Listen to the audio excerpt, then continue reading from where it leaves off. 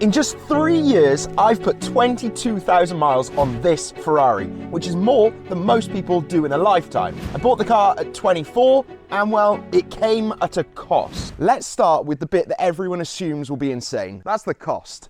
This Ferrari 360 costs me £575 in insurance, £360 for road tax per year, which is cheaper than a new VW Golf, and well then fuel. Well, of course it drinks it, but it is a Ferrari. What you don't expect is the cost to keep a Ferrari alive over time. And because, well, it's basically a race car for a road.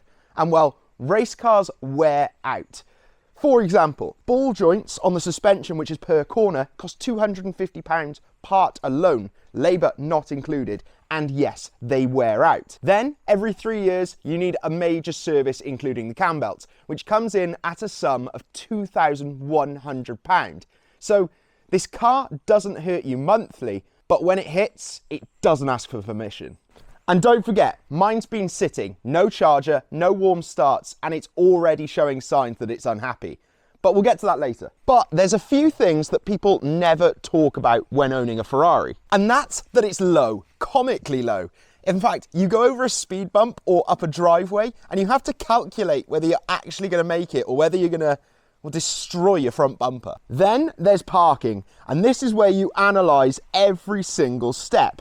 Whether the space is big enough, are people going to park next to you, are people going to touch the car, are people going to lean on it, and if you leave it there, is anything going to get stolen? And then there's the clutch. Supposedly you could do a clutch on a day in London, and well, probably not in a manual, more so the automated gearbox, but still, that could cost you up to £5,000. The thing is, this wasn't made for stop-start traffic. It was made for hooning on a B road.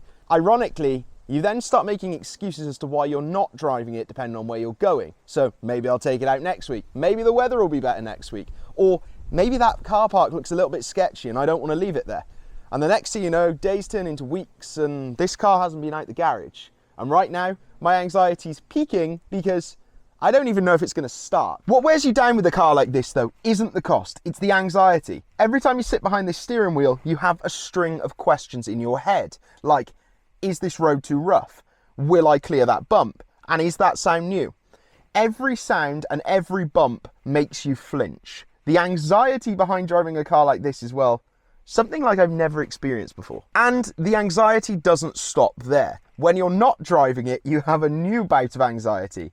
Will it start? Have I left it too long? Should I have left it on charge?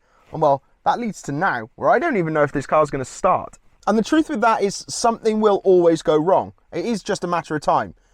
But what makes up for it is the way this thing drives. So here it goes. Moment of truth. Will my Ferrari 360 start after not being on a trickle charger and not being driven? So the immobilizer's on and it went off. Good. Put on the clutch. Lighting up. Oh, thank God.